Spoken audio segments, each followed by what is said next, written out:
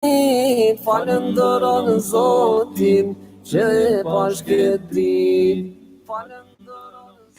Të dashur dëgjues, miq të nderuar të radios së Dituria Islame, edhe një herë ju përshëndesim me asalamu aleikum dhe ju dëshirojmë mirëseardhje në pjesën e fundit të programit të sëntëm Jeta me Kur'an. Dhe pikërisht në pjesën e fundit do flasim për poligamin dhe kushtet e saj. Është përmbajtja e radhës që rrjedhimisht i bie edhe pjesa e tretë e programit, ndërkohë përmbajtja e katërt në radhitjen e slajdeve.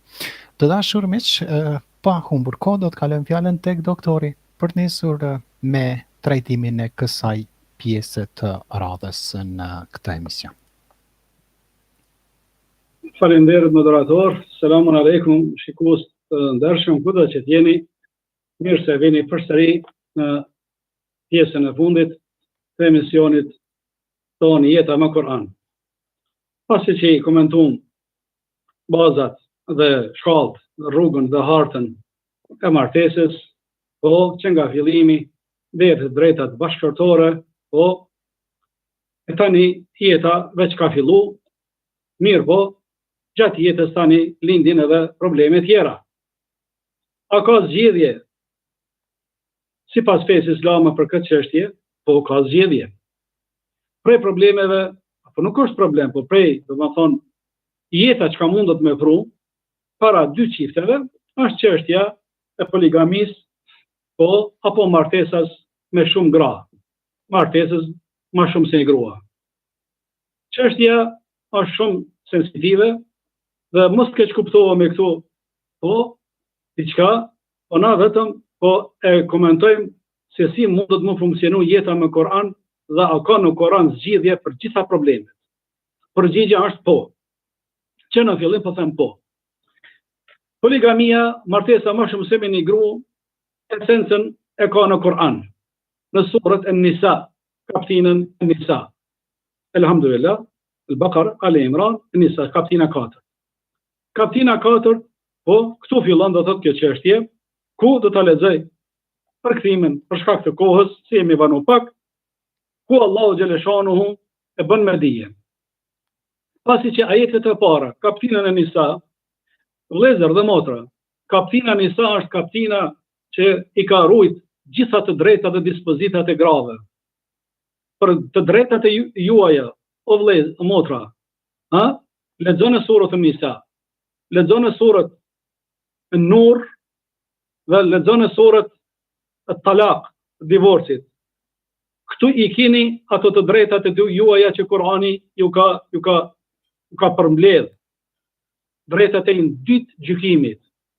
Po edhe në surët Al-Ahzab i keni disa, po sidomos në Nisa me emër kaptina grave, këtu fillon çështja e konfirmimit që Allahu ka kriju, do thotë, një mashkull dhe një femër, dhe nga lloji nga ata dytë ka shumuar shumë botëm, domethënë shumë janë shumuar, shumë njerëz, pastaj po fillon ajeti duke thënë bonjakëve, jetimave, po, bonjakëve, jetimave, jepni kur të rriten pasurinë e tyre.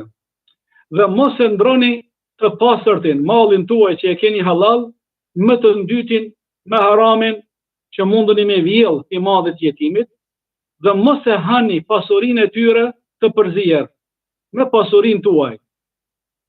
Do të vim në koment këtu. Pse ky është mëkat i madh? Bonjakët, jetimet, kanë me jetim, po prindin e ka pas të pasur, tani ka rahi se unë si kujdestar, unë me qenë mbikëqyrës i këtij jetimi, i këtij bonjaku. Tash ky jetim ka trashëguar domethënë pasurinë nga baba i vdekur, e tash për me mbikëqyrë në këtë jetim pasurinë e këtij jetimit, vajza apo djalë, e kum përzi me pasurinë time. E tani, Allahu po thotë, ki kujdes, mos e keq përdor pasurinë e jetimit. Mos e hani mallin e dytë me mallin e tuaj të pastër. Mos e keq përdorni. Po, pse e keni përndikohë ju sa mi eduku ata, pastaj mi dorëzu pasurinë e tyre dhe ata me fillu jetën e tyre. E në qoftë se frikoheni tash, tu vazhdon ajetin, qoftë se frikoheni se nuk do të jeni të drejtë ndaj banjakëve, po, atëherë, çka po thot ajeti? Martohuni me ato gra që ju pëlqejnë. me 2, me 3 e me 4. E nëse i friksoheni pa drejtësisë ndaj tyre, atëherë vetëm me një. Ose martoheni me ato që i keni nën pushtetin tuaj, robreshat. Ky përkufizim është më afër që të mos gaboni. Grave, jepnu dhuratën e kurorëzimit, meherin.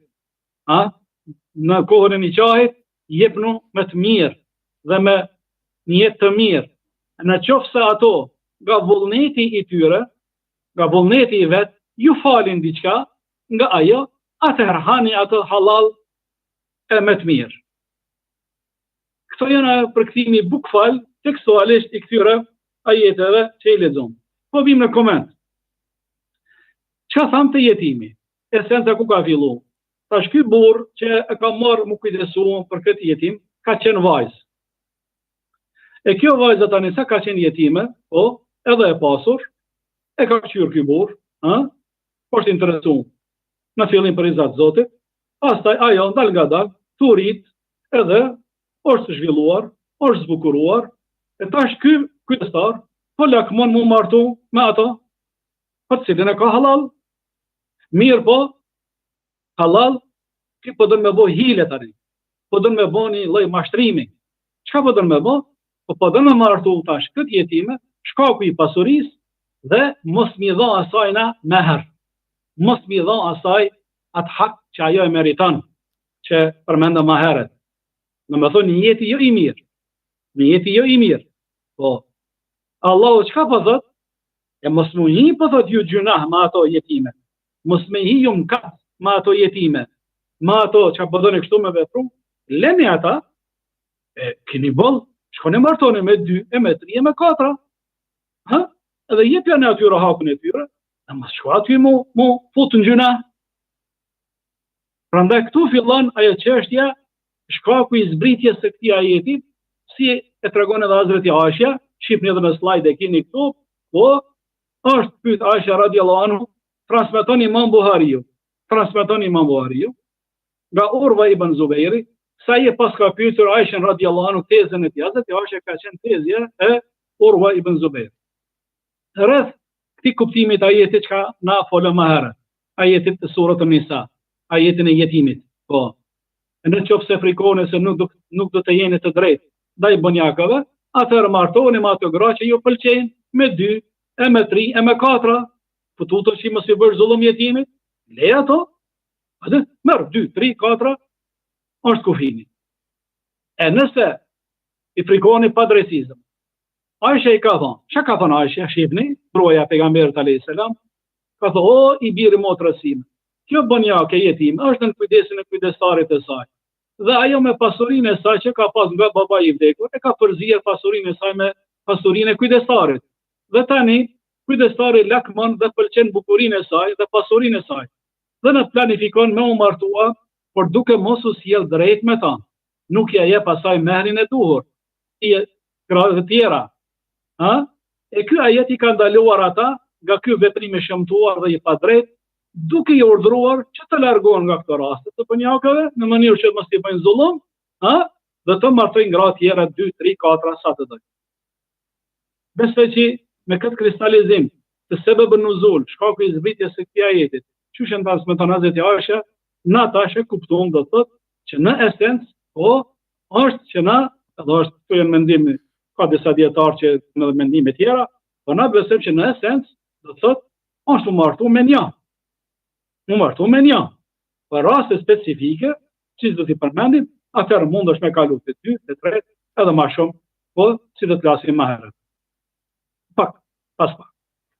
E pasi që e kuptum këtë esencë të kësaj çështje, shihni tash në hyrje tjetër.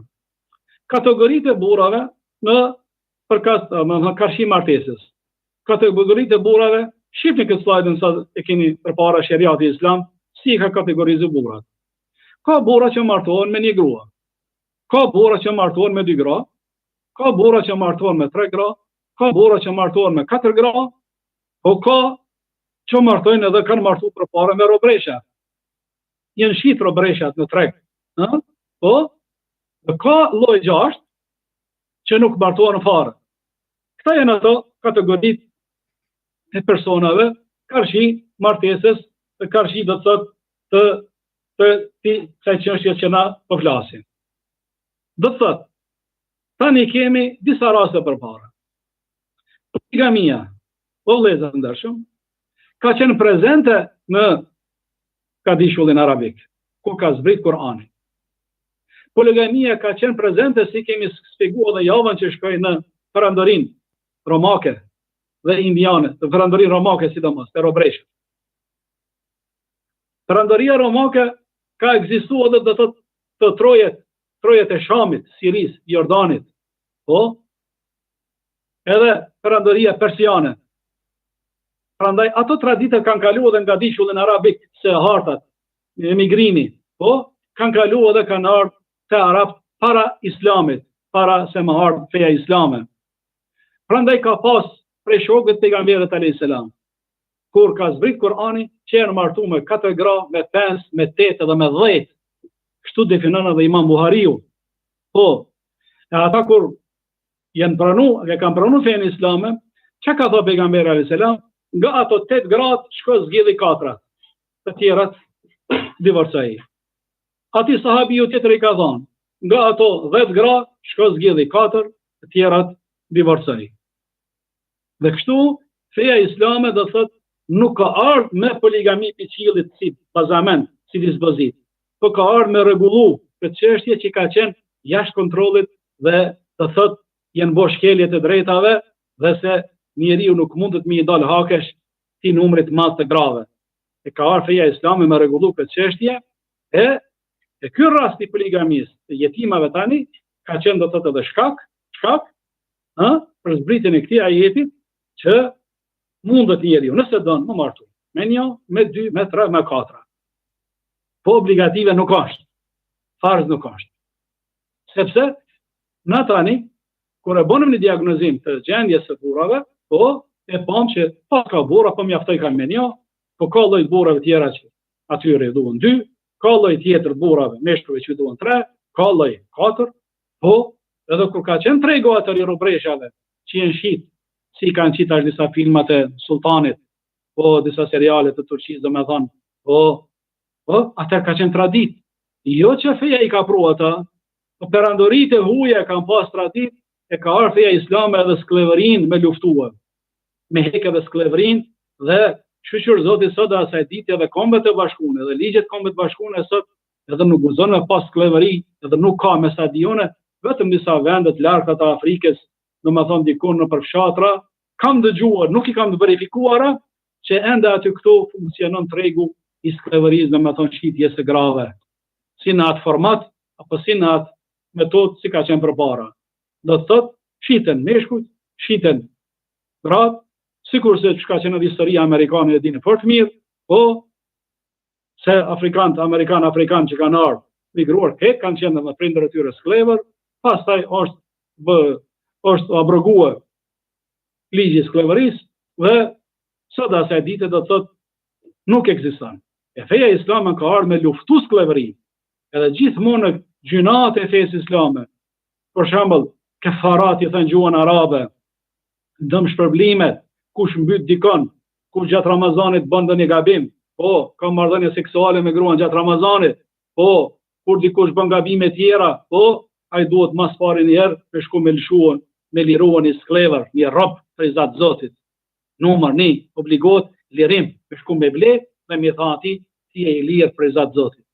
Po, kjo ka qenë, kur nuk ka skleveri, atëherë me agjeru Ramazan, po, me agjeru, ose me pagu të më shpërblim. E këtu kuptoj madhërinë e fesë islame, çfarë fe moderne është? Çfarë fe do thotë që i përshtatet çdo kohë dhe çdo vendi, e mirë është që ne po na sulmojnë shumë, apo islamin po sulmojnë shumë, dhe shumë po flasin dhe njerëz që nuk janë përgatitur, janë xahila, jo të kulturun, jo të edukun, dhe ata po flasin fenë islame, e mazza më keq për neve që nuk patëm dikon, po mja u ndalë edhe gojat e tyre, dhe mos dalin pa ilm dhe pa dituni dhe pa përgatitur para publikut, se janë duke bëm kat madh, gjunat madh janë të bën. Po, prej shqiptarëve edhe pe arabëve, prej anglezëve edhe prej turqve, prej gjitha komisive që kanë. Po sidomos kohët fundit në paraqitet edhe të në Kosovë, disa që vaj halli për ata nuk janë ka dinë se çfarë gjunahi e çfarë mëkati janë ka bëjnë pa dije. Pasi kuptum kategorinë e burrave. Kështu tani poligamia dhe kushtet e saj. Mos keq kuptojmë që feja islame pasi që e ka qelë derën poligamis, hajde secili për qefit veti me bo dhe më martu që shdone, çka done. Ja. Këtu janë ato kushtet çka duhet na mi pas parasysh. Shifni këtë slajdën çka keni para veti. Në esencë, çka thënë poligamia është lejuar mubah, po me kushte të rënda, keni kujdes. Banimi normal, veshmbathja normale, ushqimi normal, drejtësia në shtrat, në marrëdhënie mes grave, marrëdhënie seksuale, drejtësia, ta janë to 4 kushtet shumë më rëndësi, që nuk tolerohet asnjë burr, asnjë mashkull me shku, domethënë, apo me mendu për poligami për gruan tjetër pa i pas të kushtet. Një banim të mirë, një veshmbathje që mundet mos i afër me financu ato që ka nevojë ajo, dhe për me ushqyje si ka hije, dhe mes grave me pas drejtësi në këtë aspekt se për këtë shtratit. Mirë, po dashuria tash është një pyetje e madhe në zemër, a është obligative? Jo, nuk është obligative. Falni, nuk është, sepse edhe pejgamberi alayhi salatu vesselam me ka thënë këtë, ka thënë Zot, unë ndori kam këta gjanat që e përmendën, veshmbathjen, ushqimin, banimin, ndërsa dashuria zemra është në dorë tua. E mos ma shi për të madhe që ato që ka sosh në dorë teme. Ndoshta gruan e parë nuk e don, e dytën e don më shumë. Ndoshta dytën nuk e don, tretën e don më shumë. Ndoshta as parën, as dytën, as tretën nuk e don, katërtën e don më shumë. E kjo çështje, thu shqyr Zoti do thotë kalon feja, Allahu kalon do thotë një lloj do thotë zonë të lirë që nuk është personi mëkatar këtë aspekt. Këto janë ato kushtet të për poligami. Pasi kuptum këto kushtet, për me kalu këtë hap, tani këtu feja islame ka dhënë edhe disa do thotë dobina, mençuria poligamis dhe dobit e saj për gruan. Ka ajo ndonjë dobi grata, shpërgjithësi, tjenë pak ma zemërgjera, tjenë pak ma durimtare, po me ndonjë pak vetëm me logjik, ka shifni që ka thot feja islame. Na falni vetëm pak qaj.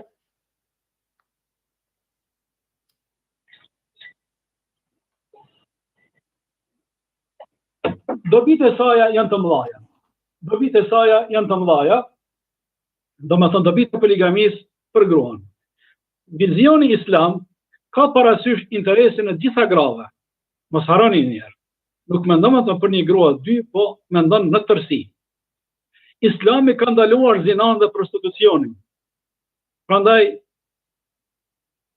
ka mundësi që ndonjë burr nuk është i kënaqur me gruan e tij, por mos me shkuajnë haram dhe prostitucion, po atëherë Allahu xhaleshanu atij ja qel derën e gruas dytë që mos me ran haram.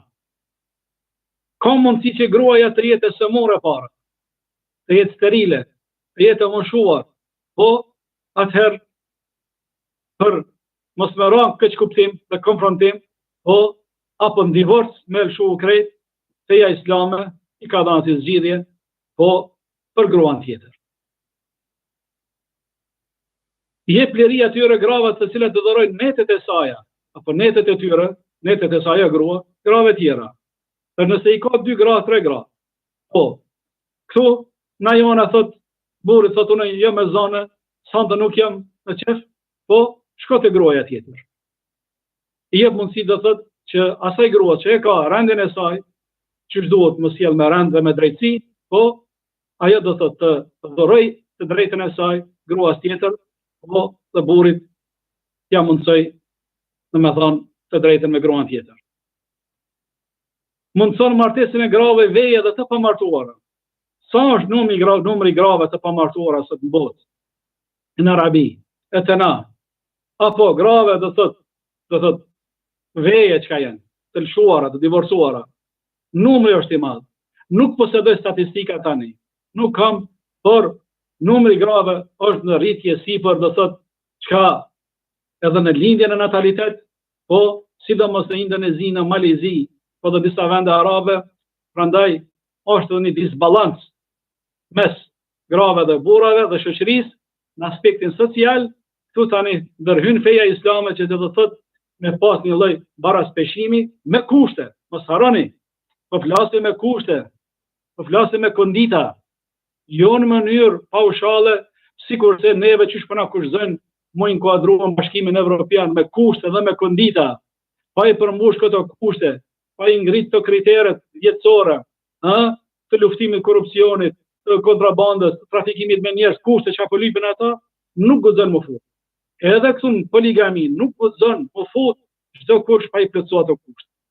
Prandaj, interesi për gjithë shëmigrave me pas parasysh ndaljen e amoralitetit, po duke i tejkaluar problemet familjare, shëndetësore që kanë gratë, po duke pas parasysh edhe interesin atyre grave tjera që janë të pamartuara apo të veje, ku ka tani vizioni islam që atyre që kanë mundësi ju thot shkoni dhe martoni ata dhe mos i lini ashtu.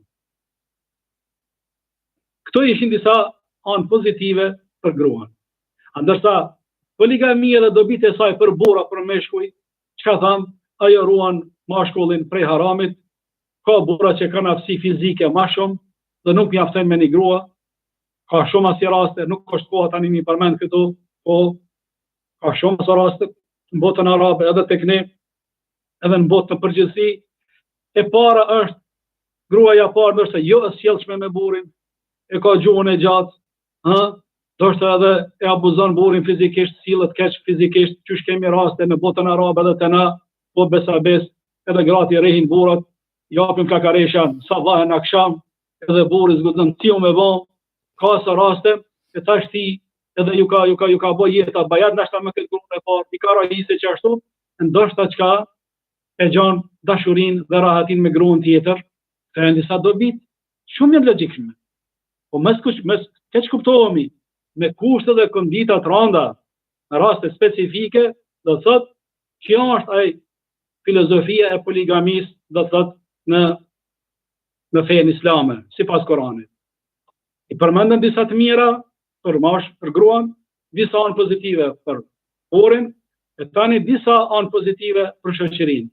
Shton numrin e umetit në përgjithësi, besimtarve, që shka thot pejgamberi alayhis salam, martohuni me ato gra që lindin dhe shmohuni se ditën e gjykimit unë do të krenohem me ju në popullin tim. Kujdesja për të divorcuar dhe të pamartuarit dhe fëmijët e tyre. Po, sa gra kemi sot që do të jetojnë me ndihma sociale, kanë fëmijë, nuk kanë burra, ju kanë dek burrat, po apo do thotë sin martuar fare hiç, fëmijët e tyre do thotë po kanë bet, do thotë rrugëve, pa edukim, pa ndonjë kujdestar, redukton efektin dhe pasojat negative tek fëmijët që prindërit e tyre janë shkatruar, do thotë janë divorcuar, po redukton numrin e të divorcuar dhe të pamartuarve në shoqëri, edhe kjo aspektin fizik. Nëse referohemi pak në luftën e parë botërore, sa gra ka vdek edhe sa burra ka vdek, shumë burra ka vdek në kohën e Hitlerit, sa që edhe Gjermania në atë kohë, vitet 45, ka menduar do të ta praktikoj poligamin islame, që një Gjerman të martohet do të thotë me 2, 3, 4 gra. Kjo është definuar fort mirë në historinë moderne kush e ka lexuar. Pse ka ngel shumë gra pa burra ju kanë vdek në luftë, se luftën e parë dhe luftën e dytë botërore. E kështu vim në fund të këtij emisionit rreth poligamis, martesës, plus Allah në Gjeleshanuhu që inshallah kemi qenë pak të në ka mundësu me e prezentu këtë çështje sensitive, shumë me rëndësi për jetën e muslimanit, jetën tonë, dhe me pas një vizion të pastër në këtë mënyrë se si Kurani na ka shpjeguar. Ju faleminderit për ndëgjim dhe për respekt, dhe inshallah jep Allahu xhaleshana bereqet në familjet tona dhe për ata të cilët dëshirojnë me startuar sipas këtyre hartave islame që i përmendëm. Elhamdulillahi rabbil alamin. Ju faleminderit. Tani po kalojmë në kohën e pyetjeve, disa pyetje rreth emisionit, dhe se që moderatori i ka selektuar. Alhamdulillah rabbil alamin. Faleminderit i nderuar doktor për këtë pjesë programi dhe këto sqarime të sakta dhe të drejt për drejta për gjithë dëgjuesit. Do të nisim njëherë me pyetje e ardhur nga një dëgjuese. Thot nëse kemi ndonjë tëmet fizike të vogël apo të madhe, nuk kemi të drejtë të martohemi sipas Islamit? Jo, nuk ke të drejtë. Pengesat fizike, shëndetësore dhe në tëmet, ta nuk janë pengesa do të thotë që të ndalojnë prej martesës. Asfakt. Ke të drejtë dhe lutje Allahu xhaleshanuhu me ta dhuru një burr i cili do të duron të pranon ty ashtu si të ka falë Allahu xhaleshanuhu. Besoj që jemi qartë këtë përgjigje. Po. Pyetja radhës. Pyetja radhës vjen nga Selmani, thot pse në Kosovë ku shumica jemi musliman nuk respektohen detyrimet islame që për shembull e ka marrë mehrin, dhe thot pse nuk kemi këshillimore paramartesore. Kjo pyetje shumë e rëndësishme, shumë e madhe. Falenderoj Selmanin për këtë pyetje. Kurse paramartesore, ato shtetet që do thotë e kanë kuptuar këtë vizion islam, si e komentuam na, Malezia, Indonezia, edhe disa vende arabe tani kanë filluar me e praktikuar. Domethënë, është kusht që ta ketë ajo një kurs intensiv, 1 mujor, te 3 mujor, për rregullat e martesës, rëndësia familjes, rëndësia burrit e gruas, po dhe patjetër më fut në provim dhe me kalu provimin dhe me marrë diplomën, certifikatën, me shku pastaj te gjykata islame për me bëni çajin. Te na duhet dhe kjo, domethënë në mënyrë urgjente, unë e shoh që të futet dhe të aplikohet dhe në mënyrë që të shpëtojmë familjet tona, fëmijët tonë nga keq kuptimet, domethënë që lindin mes dy çiftave, sidomos në fillim të martesës. Pse nuk respektohen? Padije. Nuk janë të informuar mirë, jo të arsimuar mirë.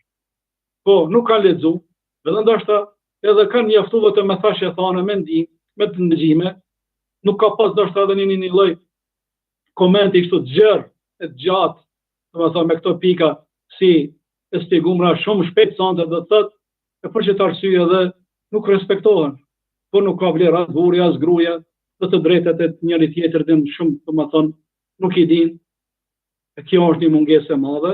Institucionet tona fetare, po duke bashkëpunuar me ato institucionet, domethënë ligjore apo shtetërore, duhet të arrijmë një konsensus që të ketë edhe aty do të për të mirën e dy palëve kurse trajnimit obligative, që të obligohen patjetër, domethënë me kry këtë kurs paramartesor.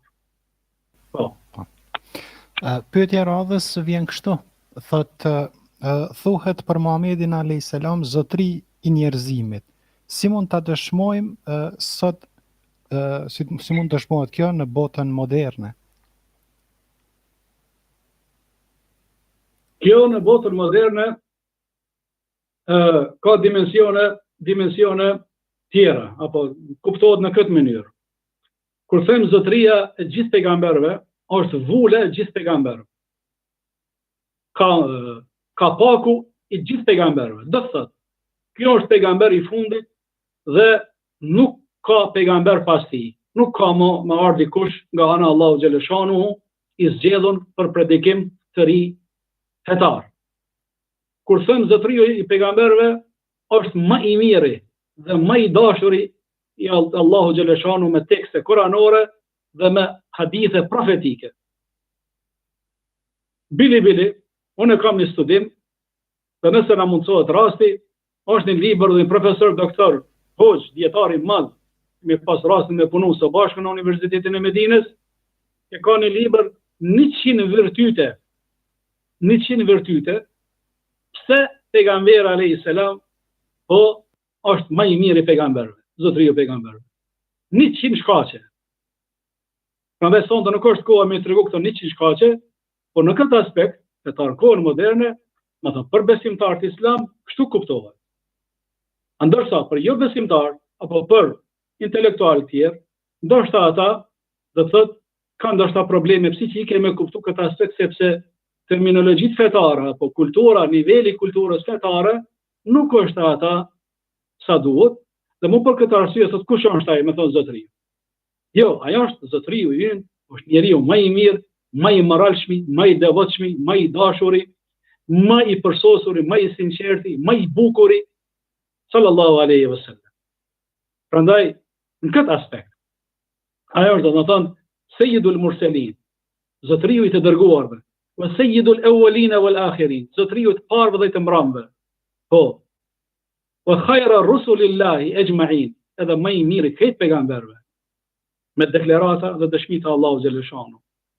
Prandaj, kur e thojmë zotëriu i ynë, a jetë njeri, jetë do thot profet, nuk shndrohet në Zot, na'udhu billah, jetë në atë verën njerëzore, me thënë atë rangun njerëzor, po i zgjedhur i Allahu xhallahu shanu, i dashur i Allah. Aja është zgjedh. Po Allahu yajtabi min an-nasi rusula, min al-malaikati wa min an-nasi rusula. Allahu zgjedh nga njerëzit dhe nga melaqet pejgamber.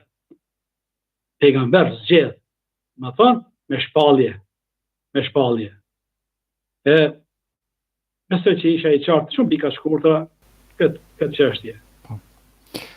Një pyetje tjetër që për mua e ka dhe pak një tip prapavije, gjithsesi do ta lexojmë. Thot sipas konceptit kuranor, thot të mesjetës, thot sipas konceptit katastrofal të mesjetës, thot meshkujve ju lejohet që të martohen me gra të tjera, do thot jo muslimane, ndërsa femrës nuk i lejohet të martohet me mashkuj të tjerë që nuk janë musliman.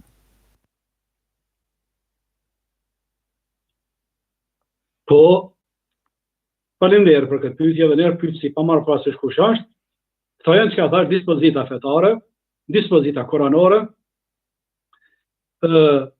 Hapni kaptinën El-Maide, kaptina El-Maide apo surët El-Maide, faqja e dytë, po dhe kaptinën En-Nisa, faqen e katërt, po, aty e keni të definuara, po, që martesa e muslimanit, po, burit musliman, lejohet me vajzat e ehlul kitab, idhtarëve të librit, të më thënë, me vajzat e krishtere, apo hebreje. Dhe ushqimet e tyre, po normal, vetëm ata që kanë ndaluar, ushqimet e tyre jenë halal për ne, përveç të ndaluar derit, alkoolit, e ushqimeve që janë të definuara, ushqimet, po, ehlul kitabi, hillu lakum, wa ta'amukum, edhe ushqimi ju është halal për ta. Wal muhsanat, edhe ato gratë e ndershme, apo vajzat e tyre. Ndaj kjo është definuar me dokument kuranor. Nuk kem këtu do thot as pak çka të hidhrohemi se Allahu xhallahu shanu kështu e ka definuar. Feja islame, fe përfundimtare. Fe që i ka volos, që nuk ka fe pas kësaj. Religione tjera, po, si ato, domethënë Bibla që ka qenë para Kuranit, dhe para Biblës, dhjata vjetër të vrati, aty kanë mësu devijime, kanë mësu shumë ndryshime, dhe kanë dalë nga përdorimi jetësor ato librat të shpallura. Po, se 100 vite kanë kaluar, prandaj shumë devijime janë bërë. E njerëzia ka kërku që edhe Allah ka pa që duhet një shpallje e re përfundimtare për me udhëzua përsëri ka Perëndia, ka Allahu xhallahu shfanu. Dhe ka zbrit Kur'anin. Prandaj fjalët Kur'anit janë fjalë përfundimtare, ligjet, dispozita finale, që thotë që duhet të referohemi atij dhe askujt tjetër. Kur themi që vajza, burri ka të drejtë me martu prej religioneve tjera, domethënë vetëm që fut e krishter, domethënë hebrej apo krishter katolik apo protestant, po ndërsa hindu apo sikizmi apo budiste, to nuk janë idhtar të librit, nuk lejohet një burri musliman, një djalë musliman që të martohet me një kinezk apo me një indiane. Po, apo me një budiste. Pse ajo nuk ka libër të shpallur nga qielli. Nuk është idhtare e librit, ehlul kitab. Fjala është vetëm për çeta dy popujt, dy raste. Pse? Është martesë. është temel, institucion, dhëna me kurdis në besim të Zotin. A këto që ka janë i thartë, budizmi, hinduizmi, do me thonë, religionet tjera të qpikura, po, ata nuk lejohet fare.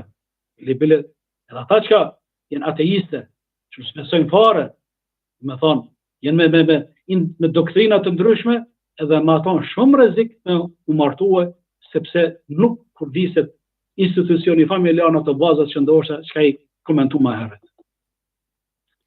Besoj që pika shkurta isha i qartë, Po. këtë përgjigje. Po. Pyetje e radhës, i nderuar doktor, të kërkojmë falje, kemi pak më shumë pyetje sonte, kështu që do të shkoj problem të selektuar. Eksakt. Pajtohu thot me atë që të ka caktuar Allahu. A i bie, thot me pranu, do thot përcaktimin e jetës son ashtu siç ka thonë Allahu? Në përgjithësi këtu ka koment. Po tani, unë e shqyqyr Zotit fjallë, shembull pa marë, jemi martun, e kam fjallë për vjen që të grum, kam 2-3 fëmijë, jemi punësun me qëtë kompani, mirë po, tani po ndroj për një jetë më të mirë. Thuj, elhamdulillah, me qka jetë tani? Thuj, shqyqyr Zotit pajtojnë me qka ketë tani, a për një jetë më të mirë, në aspektin financiar, edukativ o arsimor, kjo ngel një proces i cili për çdo ditë ti mendo. Dhe nuk ke gjuna fare. Nuk është as pak fare gjuna, ti me mendu për me rregullu dhe për me përmirësu jetën tonë në çdo sferë tjetër të jetës. A mos e haro ato që ti ka dhënë Allahu xhaleshon. Keni një banesë e vogël, 60 metra katror, keni fëmijë, po keni rrugë, nuk po del boll, bie po i dora po bosh. Thuaj elhamdulillah. Pajtohom ato që ke. Se ka dikush jeton me qira, ka dikush nuk ka hala akoma asnjë fëmijë, dhe ka dikush është akoma pa punë. E kur ta krahason veten tënde, ku je duke nejt, me ato kushte pranda, do dikush ala ma ul se ti, atëherë shohësh ndihmën e Allahut xhaleshanuhu, dhe sa të ka dhënë ti Allahu xhaleshanuhu. Por kjo nuk do të thot që ti të stagnon aty ku je. Jo, ti dush gjithmonë me ulumtu dhe me luftum, po dhe me konsultu për një jetë më të mirë me kornizat fesë islame, me halal, jo me manipulime, jo me harame, po me dalë, me përmirësu jetën, vetëm në bazë të vizionit Kur'anit, me halal. Të pajtohëm ato, në aspektin moral, po është edhe këtë gjë, moderator më falni, në aspektin moral, po kur do të thotë mos e këshir ato që ka është dikush ma poshtë se ju. Aje ke në aspektin financiar dhe material. Në aspektin moral dhe etik, këshir atë që ka është ma i mirë se ti, dhe mundohë mu bon sikur aj. Mundohë mu bon sikur aj. Tash, tu ka shumë komente që nuk po du mu zgjeru, do të thotë në aspektin moral, dhe me thonë tash, fjale po vjen, ti po agjenon një Ramazan, po për shembull, shoqja jote nuk po agjenon fare. Ti mos shkojmë tash me këshyr, çast shoqën tonë që s'po agjenon hiç, e tash ti që po agjenon Ramazanin, po namazin se falish, mos thuaj unë këtë aspekt jam më e mirë se ajo. Mos e këshyr shoqën e cila nuk agjenon fare apo nuk falet fare. Po ti këshyr dikon që ka agjenon edhe të hanëve dhe të ejtëve, edhe ditëve tjera, edhe që e falë 5 vaktin, edhe që lexon, edhe që është embulluar, mundohë si ajo me qenë. Gjithmonë, tjetë syri ka ajo ma kompletuara, ma e mira. Jo me këshyra ato që ka është ma ursetin në aspektin moral. Ndërsa në aspektin financiar, këshyra ato që ka është ma urseti, sepse e shë atër ndihmën e Allahu xhaleshanuhu prezentet e ti. Faleminderit. Po. Doktor, pyetje radhës vjen nga Bashkim Gjinovci, ju na përshëndetet me selamu aleikum, të përshëndes Safëzin dhe deshta të bëj një pyetje. Thot ai pranohet Ramazani atij që nuk i fal namazet. Thot respekt për juve dhe stafin e radios Dituria Islame, ju përshëndes me selamu aleikum. Faleminderit.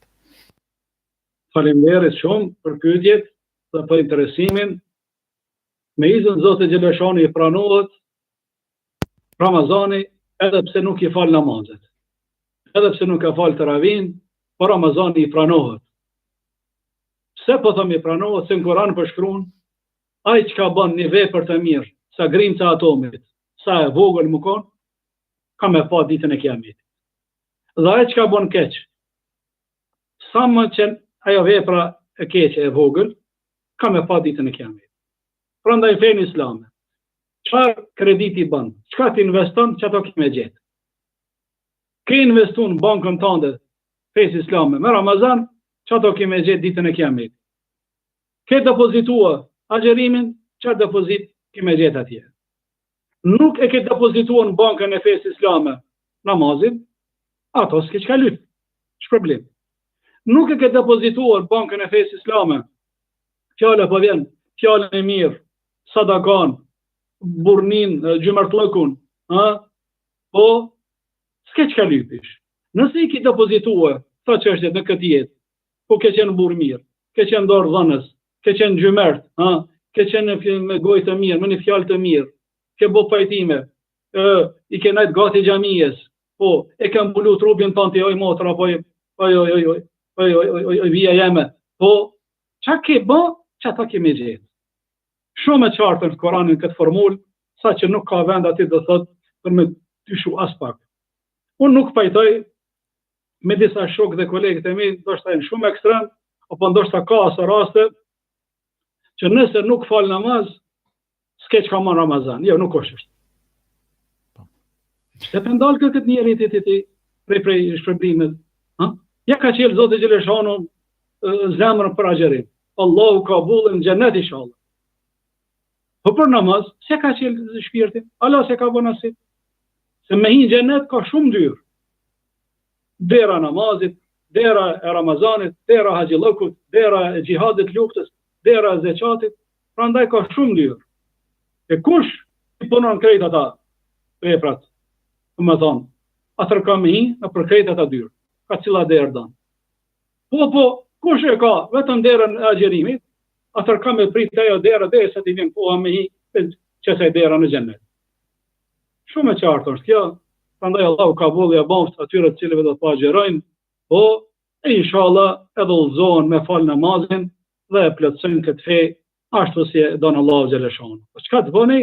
Bëni për veti dhe sa grimca atomit më kon e vogël, që ato keni me gjetë ditën e gjykimit.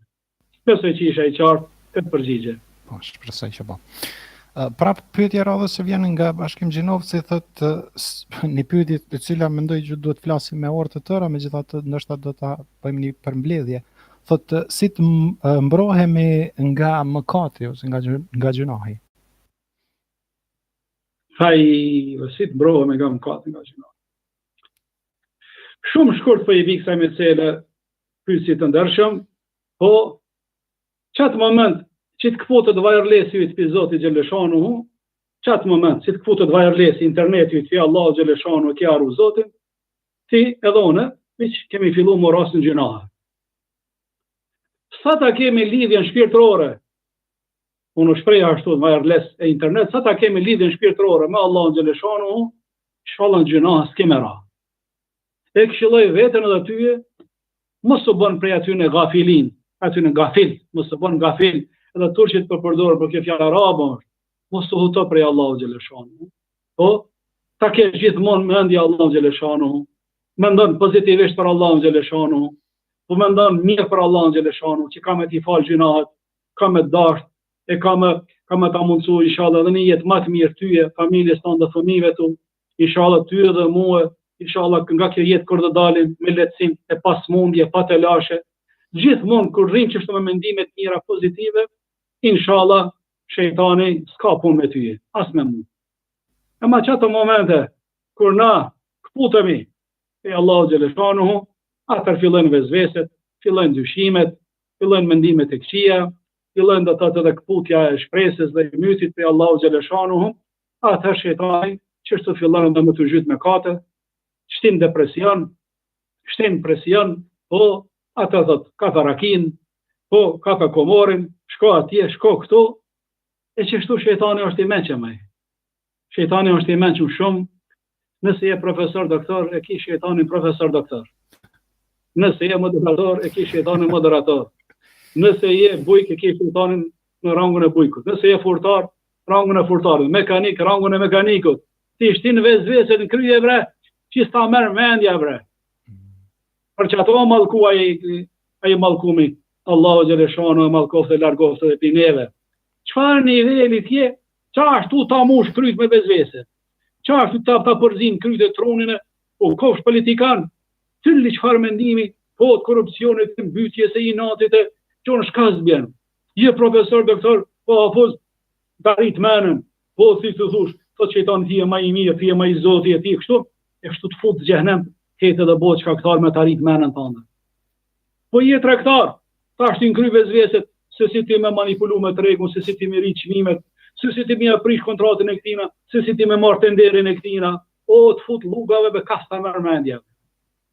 Po je mjek, me mjek, klinik, po, mëndzi, ta mu shkryt me pacientet, dhami shërohet me 10 euro, po jo të të bën edhe një qizim kështu, jo të se pash mirë, do të më pastru nervin edhe 10 euro, po masi, reme do të edhe një sesion, një ullje tjetër, një takim tjetër, rëk, po ta shoj ish fund, i del ati pacienti gjëna 50 euro, 100 euro, po.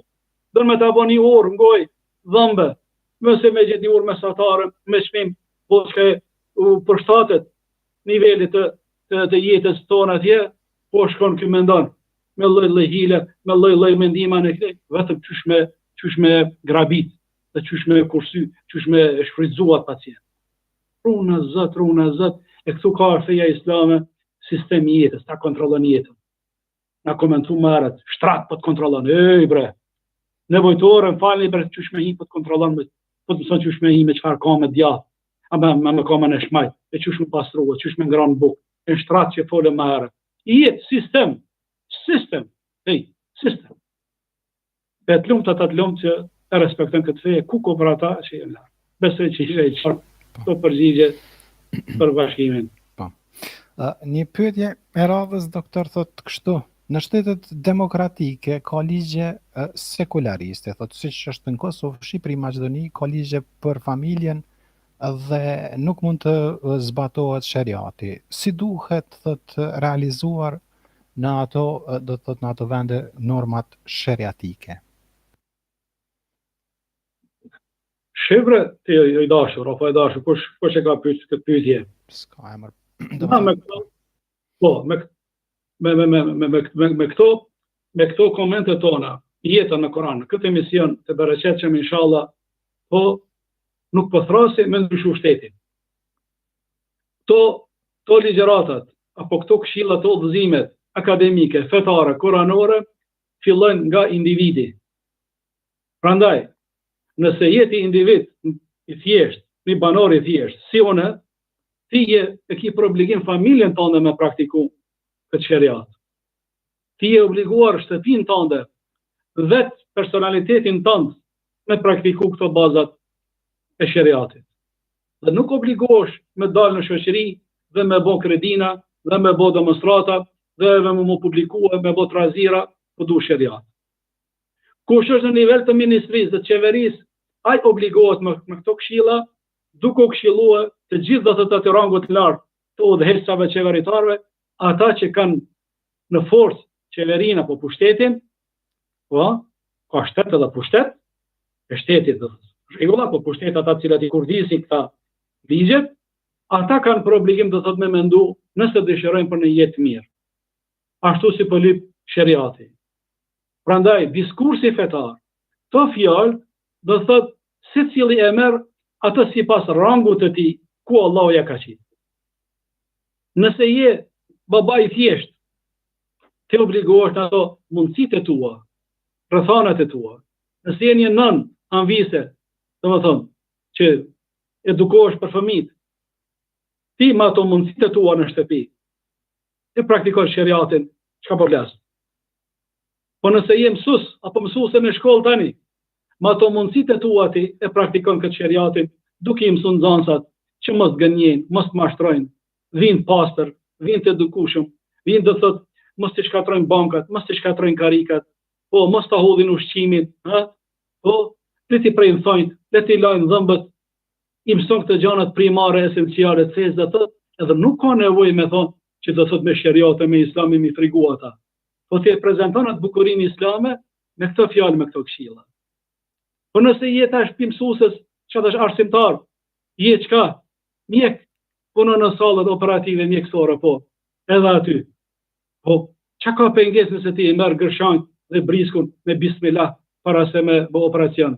Çka ka problem që nëse ti hin me abdes në sallë që me pas ky operacion ky pacient me pas bereqet në durë tua? Çka ka problem këtu? Asgjë nuk ka. Po çështje karakteristike personal dhe po praktikon shariatën, me thonë i duke bënë revolucion të heshtur. Të heshtur. Ti hapesh mësim tjerëve pa fjalë, pa të lash. Po nëse je që tha që qeveritar, një politikan tash, kryetari komunës, ke mbledhje, po çfarë pengese ka nëse ti du gjatë mbledhjes nuk ka me pi duhan? Po nëse ju lutem atë me pas parasysh pastërtin, ju lutem me pas parasysh dhe me thënë zhurmën, mos me bë zhurmë, respektin, po ndaj njëri tjetrit, mos flasim pa pikë pa presje, mos flasim fjalë dyta, mos flasim fjalë, edhe me thënë çka nuk na ka hije neve. Çka ka pengesë kjo? Thënë krejt islame, krejt shariatike, krejt kuranore. Prandaj, kështu praktikohet feja islame në çdo sferë, sipas rangut të çdo person. Obligimet e mia në universitet, ndaj studentave, se si e praktikoj, kam obligime tjera, se si e dashuroj islamin tek studentët, tek publikum. Prandaj, nuk është lehtë sot me folë për fenë islame, se është, do të thonë, një çështje shumë me përgjegjësi të madhe. Për që të ka thënë Allahu në Kur'an, ud'u ila sabili rabbika, thirr në emrin të Allahu xhelle shanuhu bil hikme, me mençuri, wal mau'izati al hasana, edhe me këshilla të mira, dhe gjithmonë polemizo çfarë është më mirë. E sot shumica që po na dalin po flasin edhe për fen, po nuk po din këtë bukuri të fesë me qit para publikut. Po ti je dai, ti je hoxh, davet je to bo. Çka do të thotë? Ti je sikur se ke shku me thirr një njeri në darsëm, ke darsëm në shtëpi, e ke shku tani me thirr, jari darsmën time, o jo dasmor. Me mag, e shu darsëm. Nuk ki të drejt me përdor fjalë të rënda për ata që ka i thret në darsëm. Me fjalë më të bukura i organizon ato letrat, e selamin, e dashurinë, e respektin, ardha juaj na gëzon pa mas. Edhe kështu duhet na me bë davet për fenë Allahu xhelle shanu. Me fjalë mira, e me dituri, e me kualifikime, e jo si po shohim tani kohët fundi që ne kanë dalë disa jo të kualifikuar, e jo të përgatitur shkencërisht, as fetarisht, as moralisht, e me dalë dhe me një llos edhe këtë fetë të madhe, të bukur e të hishëm. Besoj që isha i qartë me përgjigjen moderator këtë. Po, shpresoj që po. Pyetja e radhës thotë nga Ibrahimi na ka shkruar thotë cili ajet e përcakton detyrimin për femrën që të mbuloj kokën. Për me mbulu kokën, po, është ajeti i surës Al-Ahzab, që e për shërën këtë dhe numër, po të tregoj numërin, po, aty Allahu xhelle shanuhu drejtohet grave të pejgamberit alayhis salam, o ti pejgamber thot, thua ju grave tuaja, po, të ti mbulojnë trupin e tyre dhe kokat e tyre, po, që me sekondë vetëm, po, ju dënine.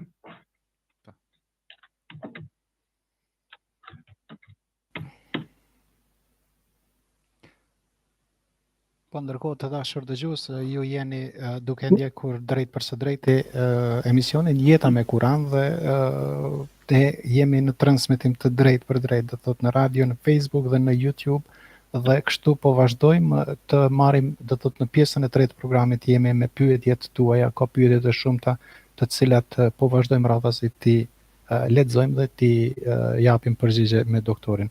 Dhe jemi në pritje të doktorit derisa të na e gjej ajetin. Po, në surën Al-Ahzab nëse ajetit vetëm se interneti domethënë nuk po më diçka dhe kam domethënë problem, është faqja para fundit në surën Al-Ahzab. Ja ju an-nabiyyu kulli ezvajik, o ti pejgamber, thuaj grave tuaja dhe vajzave tuaja që ato le ti e ta bulojnë trupin e tyre. Të mos dalin me ashtu të shfrenuara dhe me gjokse të hapura. Yudhine alehinne min jalabibihinne.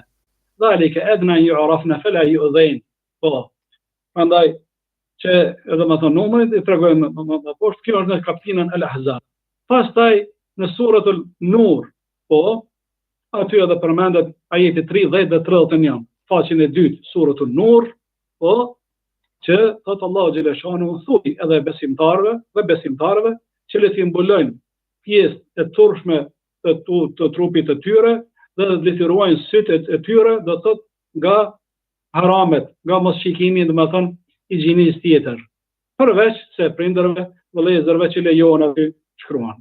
Prandaj suratul Nur 30 dhe 31 dhe suratul Ahzab, do të thonë ajeti 48 apo 68, atë këto duhet të verifikohen.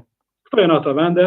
Pastaj edhe tradita Muhamedit alayhis salam, suneti i pejgamberit alayhis salam, gratë e tij se si kanë dalë të mbuluara, po edhe ajo është argument tjetër që e vërteton këtë ajet koranor që gruaja nuk guxon me shkruar, do të thotë, do të thonë kokën e saj. E ka me farz me mblu. E ka me farz me mbluë, do të thonë. Mirë po. To diçka do të më thonë. Tani kemi një rast specifik, dikush po pranon fenë islame. Po pranon fenë islame. Do të thonë, po marr parasysh nga Filipinet, nga Gjermania, nga Zvicra, po në fillim ka problem ajo me qitë shamie. Nuk ka problem. E pranojmë ato në fenë islame, e le pranon, thekson shahadetin, qelsin e fesë islame, po dhe më ka ardhë, me thonë, me pëlqimin e saj, pa, me thonë, presion, mirë po, në fillim, ka problem ende me mbulesën. Nuk ka problem, ajo bëhet musliman, pranohet si antare e fesë islame, e këtë obligim e realizon pastaj. I lutem Allah xhaleshanu që ajo të udhëzohet, të forcohet besimi, nuk mundemi me ndalë procesin e pranimit fesë islame, pse ajo nuk më na qet shamien. Edhe zakonisht nuk kemi pas asnjë raste, edhe në internet, po ato faqet që pranon, me thonë, konvertohen, po çdo kush e pranon fenë islame shkon e qet në shami, minimum me mlon gjysmën e kokës apo diçka, kur s'kemi me pa as nga amerikanët, as nga evropianët, do të thotë që nuk i kanë blu kokat e tyre. Kur s'kemi pas raste. Besoj që isha i qartë këtë përgjigje të Ibrahimit, çka më pyeti mua. Suratul Ahzab, dhe suratul Nur, dhe nga hadithet e vërteta pe gravet pejgamberit alayhis salam dhe fjalëve të tij që na ka udhëzuar, na ka mësuar. Po ashtu Ibrahimi ka vazhduar edhe një pyetje të radhës që drejtohet kështu, thotë, andalon Islami martesën nën moshën 18 vjeçare.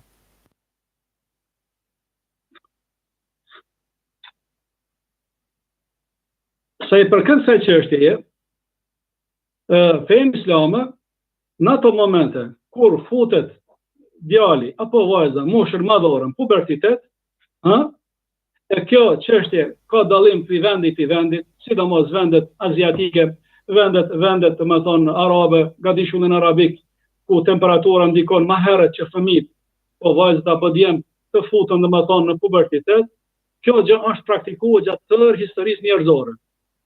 Dhe nuk ka pengesë as pak po këtë aspekt. Mirë po. Duke u paraqit kohëve të fundit, disa raste, keq përdorimit, dhe më thonë të këtyre rasteve, ku janë martuar, do thonë, me mosha do të thotë 3, ndër të 18 vjeçare, janë keq përdoruar disa vende arabe, po islame, tani disa vende kanë pru ligj dhe e kanë bërë, do të thotë, kështu obligative që ndër 18 vite nuk ekzekutohet martesa, nuk lejohet për shkaqe, do të thotë, intereset e vajzës, për me rujt, domethënë interesat e saj, me rujt mirëqenien e tij fizike dhe psiqike, dhe në mënyrë që të mos keq përdoret nga burri i saj. Domethënë, nuk ka problem. Këtë caktim të ligjit apo të ligjit të ri, mbushje në moshën 17 vjeçare, unë nuk shoh pengesë, shoh pajtim, harmoni, do të thotë, me islamin.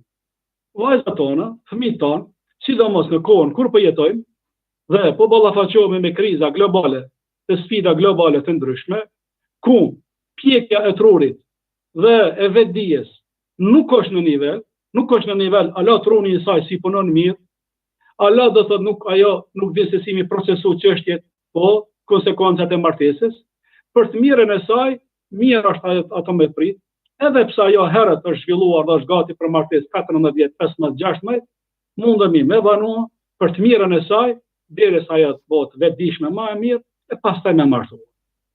Domethënë, unë nuk shoh pengesë sub caktimin e këtij ligji. Por nëse ndodh diçka, si ka ndodhur gjatë historisë më herët, nuk do të kriminalizohet kjo çështje.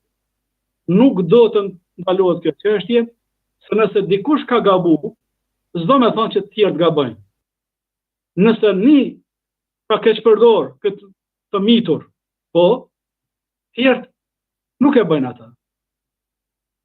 Andaj me feja dhe njerë po konfirmoj dhe po finalizoj, nuk ka problem, është zhvillu gjatë tërë historisë, në për historinë islame, viset, të më thonë, aziatike, gadishullin arabik, po, deri, kohët fundit.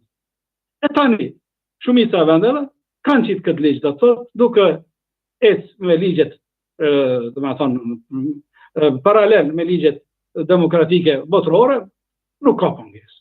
Po, nuk ka pengesë, se duhet të imusha e 18 vite pas e u martu, kjo është për të mirën e saj, është të ngutet, do është ta pastaj dhe me thonë nuk e kupton edhe rëndësinë e martesës, dhe rëndësinë e burrit, dhe divorcohet shpejt i dhënon, a kështu, dhe në moshën 18 vjeçare, besoj që ajo bëhet e vetëdijshme për me kuptuar, me thonë, se me këtë ne që jetë. Besoj që isha i qartë në këtë përgjigje për pyetjen e problemit. Shpresoj. Radie Hoxha na shkruan, doktor, ka hap një çështje e cila është me të vërtetë aktuale, disa prej pyetjeve do thotë u bën edhe më herët, unë po e ndërlidh aty ku mund të ta ndërlidhim me pyetjen.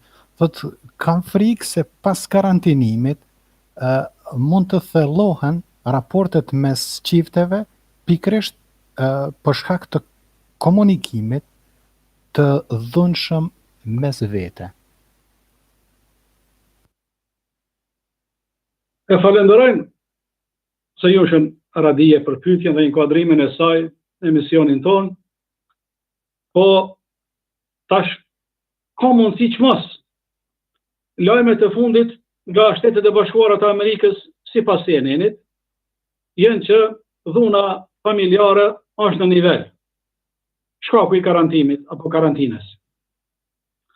Po mos harroni, edhe vende tjera do të thotë anën banë botës, dhe dhuna është në nivel, sepse ka familje tash i ka sekretet e vetë, ka problemet e vetë.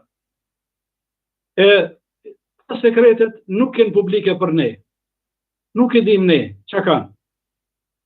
Mirë po, kjo nuk duhet në original me ndodhë, nëse jenë karantinua, jenë përmbyll në përshtëpia, po aty tash jenë dy rrugë. Nëse ka qenë dialogu i ftoftë, jo i mirë fillt mes dy çiftave, është koha tani për reconciliation, për rregullim, për pajtim, për përmirësim, rekonstruktim, për rishikim, rianalizim. Nëse ka qenë dialogu, raportet jo të mira mes burrit dhe gruas. Po, ai kërkon falje nga ajo kërkon falje nga ai, kjo e lyp hallallokun, ajo ja lyp hallallokun, edhe kështu normal duhet me vazhdu. Nëse kanë qenë raportet e mira, kjo vazhdon, edhe pse ka qenë karantinuar, do thotë, nuk ka që ka ndikon negativisht diçka. Po tani është problemi i fëmijëve, e problemi i fëmijëve çka thash me këtë gjendje edhe me këtë kohë, çka thash me këtë sistemin global të botës, tani ata në vetmuar tani në dhomat e tyre, me telefonat e tyre, për ata gati është e njëjtë dhe më vazhdu ajo jetë. Si me karantinë, si pa karantinë, ato kanë qenë të izoluara. Po. E prandaj unë këtu nuk po muj me pa do të thotë një problem që mund mu eskalua apo me dal jashtë kontrollit, vetëm nëse në esencë ka qenë problemi të ekzistu. Nëse në fillim ka qenë problemi, atëherë normal si plusi me minusin, pa u rregulluar dhe aty mundën me pas kontakte. Mirë, po tani koha, si plusi dhe minusi, apo burri dhe gruaja, që kanë pas mos marrëveshje, ka qenë koha tani edhe me bëni lloj marrëveshje. Po s'kan mujt me bë, është çështje e tyre për edhe një herë personale. Ma tepër unë këtu më kon pyetja si me thonë, ma qartë, ndoshta kisha ofruar akoma këshilla tjera. Mirë, po Ndoshta doktor do ta ndërlidhja me një zhvillim të momentit, do thotë të ditëve të fundit. E dim rastin e vetvrasjes së një djaloshi në qendrën e karantinës në Prishtinë. A ka nevojë për këshilla psikologjike ose cila do të ishte mënyra, metoda e mirë për të u qasur atyre njerëzve të cilat janë të karantinuar me detyrim nga shteti dhe rrjedhimisht të tjerëve të cilët janë detyruar të karantinohen në shtëpitë e tyre dhe pastaj mund të lindin probleme, konflikte familjare, mos kuptime, ndoshta për shkak të mos tolerancës së daljes, ndoshta për shkak se ka qenë një komunikim i zbehtë edhe në të kaluarën edhe tash të qëndruarit 24 orë me njëri tjetrin mund të hap disa konflikte ose mosmarrëveshje mes çifteve, të cilat detyrimisht ekspozohen edhe fëmijët duke qenë të mbyllur të gjithë familja aty brenda. Do thotë ka shumë sfere gjanësh për ta elaboruar mendoj në këtë aspekt.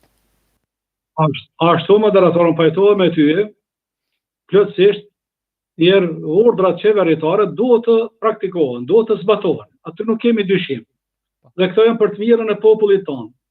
Po ndoshta ka rasti këtij djalit të ri që na vdiq nga xhelani Allahu xhennet inshallah, që do thotë unë me thonë, unë me drasja, apo e hodhi vetën nga kati i 5 apo i 6 në qendrën studentore në karantinë. Ky rast dhe raste të tjera ndoshta kanë pas nevojë për një këshillim, sugjerim psikologjik para se të futen apo të qohen atje dërgohen. Që të jetë një këshilltar psikologjik aty në aeroport, apo në autobus, apo në dhoma, dhe mjau atyre me dije, shifni, kjo është në interesin tuaj, o vëllezër, o motra, prandaj shteti po mundohet për të mirën tuaj, keni kujdes, po respektoni se ju do të jeni përfitues. Këto këshillimet, sugjerimet psikologjike kanë qenë të nevojshme. Po dhe duhet të jenë gjithmonë prezente për rinin, për studentët, për fëmijët tanë, për çdo çështje, domethënë consulting apo si më thon psychological mental issues, më çështje psikologjike, mentale, dhe pas parasysh që atyre mos mja bë panik çështjen e karantinës. E tash dikush që ka pas smundje kronike, sipas zyrtare, ata do thotë pas ka mundur edhe në përshtëpiat e tyre të karantinua dhe shkaku i sëmundjes që kanë, më thon kronike speciale që kanë ata vetë e dinë. Po tash dikush që ka qenë pas smundje kronike, mirë për mënyrë kolektive, kështu është fut aty, atyre ka qenë mirë me pas në këshill psikologjike për mi evitua këto rastet që mos ndodhin apo që në ka ardhur shumë keq, me rastin e këtij djalit të ri që u kthye nga Gjermania e që do thotë vdiq. Këtu do thotë komunikimi mes qeverisë apo organeve qeverisë apo këshilltarëve, psikologëve që po mirën me këtë proces të karantinimit është më së nevojshme. Domethënë gjithmonë online me qenë komunikimet, face to face domethënë për zgjallje live, në mënyrë që të evitojmë këto çështje, këto probleme dhe mos vijmë deri te këto probleme të mëdha. Besoj që po vëmë japë në drastë të punte, besoj që po, kërkojmë halal, por ishin pyetje të shumta, prandaj mbetëm ka gjatë na e bë halal neve dhe dëgjuesve, por interesimi i dëgjuesve ishte mjaft i madh dhe shumë pyetje do thotë ishin të cilat duhej të elaboroni më gjatë, prandaj mbetëm kaq shumë. Nëse do ta kemi ndonjë këshill përfundimtare që ta mbyllim programin, me kënaqësi, nëse jo do të shkojmë gradualisht tek mbyllja e këtij emisioni. Valla këshilla ime e fundit, këto fjalë, këto alternativa koranore që po japim me këtë prezantim, më thon kështu aktual e bashkohor, akademik e fetar, kam dëshirë që rinia ndëgjuesit goda që të jenë, që të hapërcjellen njëri tjetrit, të inkuadrohen sa më shumë në këtë emisione, dhe të hapërcjellen të intelektualet dhe të analizojnë këtë çështje. Nuk besoj që ka diçka për të keq të popullit të Kosovës, të popullit të diasporës, për ne, për të gjithë këto udhëzimet, gjitha këto këshillat, këto dispozitat, kjo harta kuranore, shpëtuese për ne është për të mirën tonë. Prandaj, nëse e praktikojmë këta, nuk do me thonë që na jemi bo terrorista, jemi bo të gjithë do me thonë njerëz të tegjer. Jemi bo të modernizun, jemi bo dhe më të aktivizun, e kemi ngrit nivelin e kulturës dhe të moralit dhe vetdijes, dhe kështu që edhe jeta ka më funksionu më mirë. Kjo është shqia ime.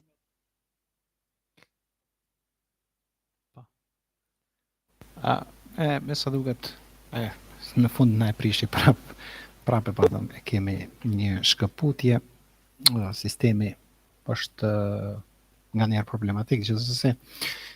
Do të provojmë që të përshëndetemi sigurisht me doktorin, të lidhemi edhe një herë, dëgjuesdashur, i kërkoj falje për janë këto probleme të cilat i ka teknologjia. Po, doktor? Mirë, ne, doktor, ju falenderojmë shumë edhe një herë për kontributin tuaj në këto programe dhe për gjithë këtë angazhim që po bëni në emisionet e drejt për drejta, dhe njëkohësisht edhe për punën kreative të cilën bëni duke e paraqitur gjithçka me slide dhe me mënyrë akademike dhe të prezantimit tek dëgjuesit. Kështu që ju dëshiroj një syfyr të këndshëm juve atje, edhe nesër një ditë të mbarë të agjerimit e deri në javën e ardhshme, kur do të takohemi sërish, ju dëshiroj të keni shëndet, ju dhe familja juaj, dhe falenderoj edhe një herë përzemërsisht në emër stafit për gjithë këtë kontribut tuaj. Faleminderit moderator, Allah ju rujt, ju falenderoj sinqerisht edhe unë ju, dhe inshallah shifemi javën e ardhshme. Amin. Selam aleikum. Aleikum selam. Të dashur miq, të nderuar dëgjues, ju edhe që po na ndiqni dhe që na ndoqët sonte në këtë transmetim të drejt për drejt, ju falenderoj, ju përshëndes përzemërsisht dhe ju dëshiroj edhe juve një mbrëmje të mirë, një syfyr të këndshëm, padyshim një javë të mbarë, ditë të mbarë e muaj të mbarë të agjerimit. Ju falenderoj të gjithë juve për pyetjet tuaja që i keni drejtuar, ju të tjerët që na keni dëgjuar ose do të na dëgjoni në YouTube dhe në Facebook, ju ftoj e vë vëmendjen me rëndësi shumë të veçantë. Ju ftoj që ti shpërndani këto emisione, ti shpërndani. Arsyeja është sepse këto emisione janë shumë të rëndësishme për të gjithë ne, pa ndonjë keq kuptim. Thjesht janë të rëndësishme jo pse i realizojmë ne, por janë shumë të rëndësishme si këshilla, si çësia, si mënyrë e të realizuarit të këtyre emisioneve janë shumë të rëndësishme për të dëgjuar në masë të madhe. Prandaj ju ftoj që t'i bëni shpërndarje sa më shumë këtyre emisioneve që realizojmë në valët e radios së Dituria Islame, sepse është në dobi tonën dhe tuajën, padyshim. Prandaj, këtu besoj që do të shkojmë gradualisht ka përfundimi, ka mbyllja e këtij transmetimi për sonte, duke ju falenderuar të gjithëve për kohën tuaj që ndat me ne, duke ju falenderuar për inkuadrimin tuaj me pyetjet e juaja të drejt për drejta, në emër të stafit të radios, në emër gjithë ekipës që përkujdeset për realizimin e këtyre emisioneve, në emrin tim si drejtuesi i programit Afni Lugeqi dhe në emër gjithë stafit tjerë që përkujdesin për programet tona, ju përshëndes me një natë të qetë të mirë, gjumë të ëmbël, nesër një ditë të mbarë të suksesshme, deri në takimin tonë të radhës, mbesni në mëshirën e të Madhit Zot. Selamu alaikum.